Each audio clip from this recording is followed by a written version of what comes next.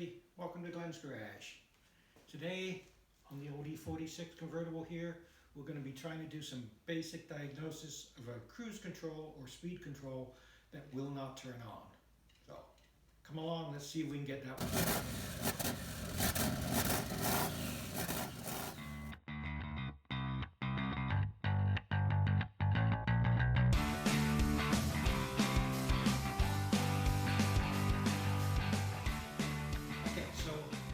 Control on this E46 convertible, it hasn't worked since I bought it. And it was a project car, so I knew I'd have to get to it eventually. It won't turn on when you hit the button on the steering column. The little green light doesn't show up. So I thought I'd do some basic diagnosis, try and solve the problem. And I'm going to look at there's three things. The obvious basic one is the fuse is gone. The second one would be if wheel speed sensors aren't working properly, and the third one would be the brake pedal switch. So I'm going to take first thing and look at the fuses. I do know the wheel speed sensors are all working because I have replaced them all.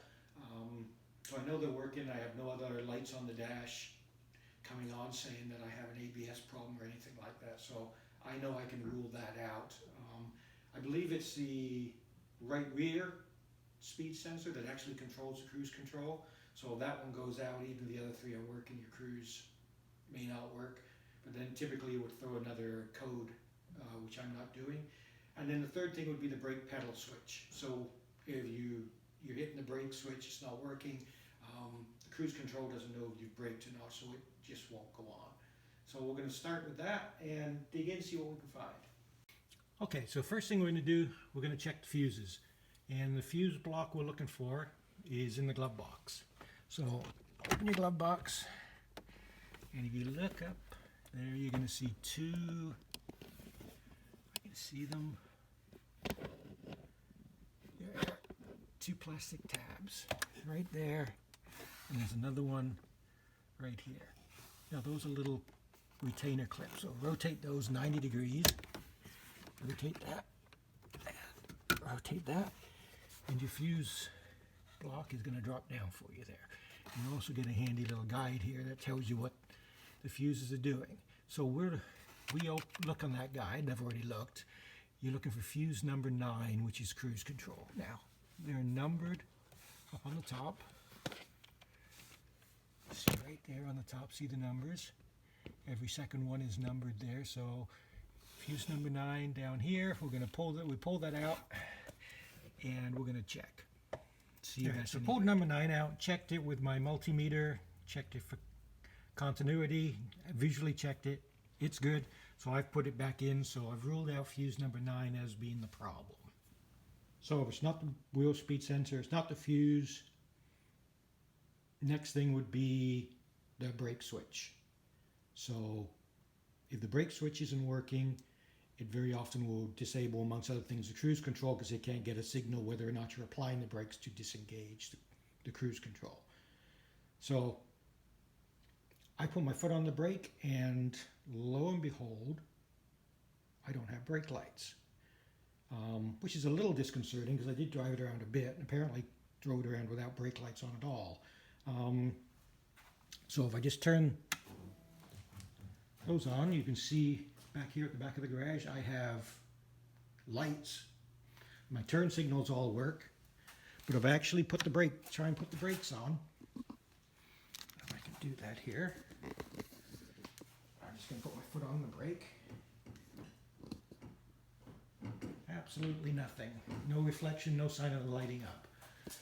So I believe it's probably the brake light switch that's gone. So we're going to dig into taking that off and have a look at it, and we'll go from there. Okay, so to get at the brake light switch, which is up behind the brake pedal up here, there's a cover here on the E46.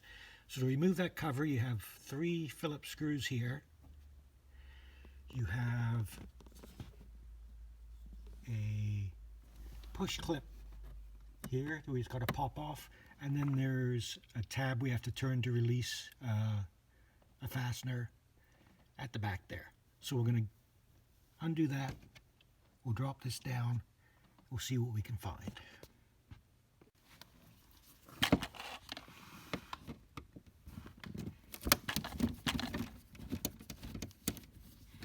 Okay, so that's 3 Phillips screws. Now I have my handy dandy little trim removal, or trim clip removal tool here. There we go. Okay, so that's released.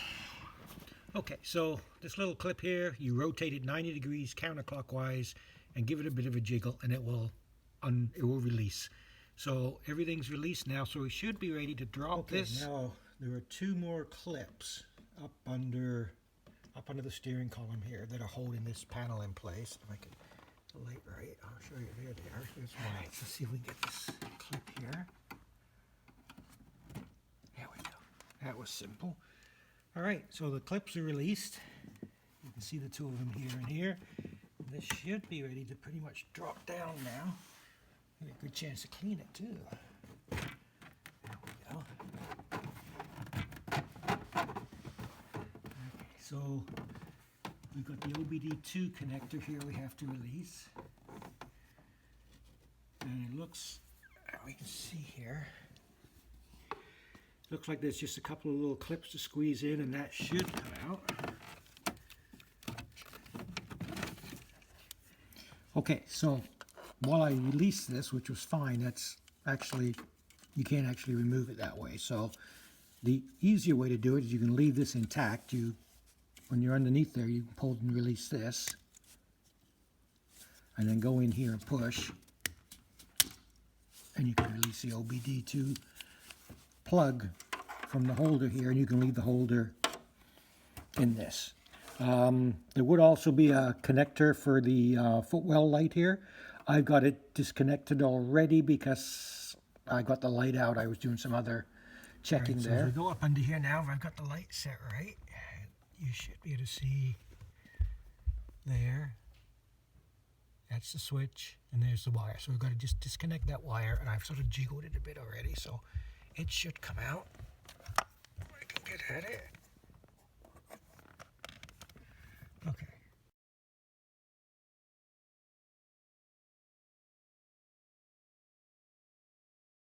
What I'll do is I'll test here first and see if I have power, and went through the wiring diagrams and checked, and I should have 12 volt power here, and I should also have, I think a couple of these show 0.6 volts when the ignition's on.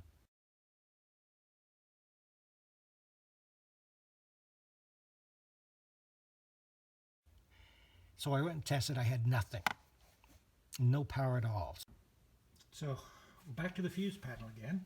I've gone in, I've triple checked fuse number 9, and it is indeed still good. So then I'm looking along, I see a fuse number 32 linked with number 9 on this here for a light module. So I was going to check that, and then what I noticed, and I've just pushed it in place, but this fuse here, which is actually number 33, was not engaged properly.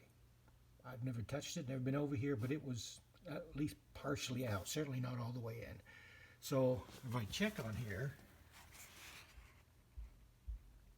33 is one of the fuses related to ABS and active steering control. So I genuinely don't know if that is the problem, but I've pushed it back in, and we're going to go over and check and see if that's had any effect on power at the switch there. Okay, so an update on the diagnosis here on the cruise control. I pushed that fuse number 33 back in place, and I've gone over and tested, and I do indeed now have power at the plug, the socket plug there that goes into the brake pedal switch. So I'm going to just plug that back in now. We're going to test, and we're going to see if indeed that was the problem.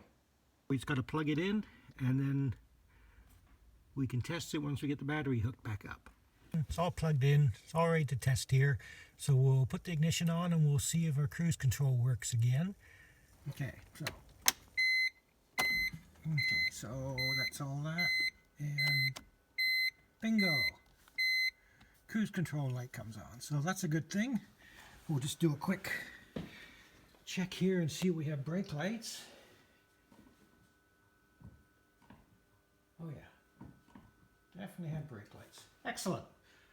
All right, so all we got to do now is put that cover back on underneath there, which is the reverse of taking it out, and I believe that particular job is done. Obviously I can't test it till it comes off the dollies and goes out in the spring for a run, but I do believe the fact that it's coming on is a good sign, so fairly confident we've got that one lit now.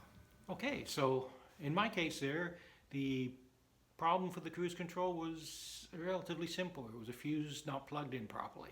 But I do hope that the video was helpful for you if you're doing some diagnosis on your cruise control.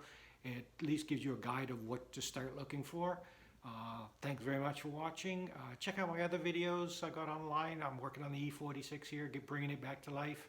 And if you enjoyed them, hit like, hit subscribe, that'd be great. Comment. And everybody just have a great day.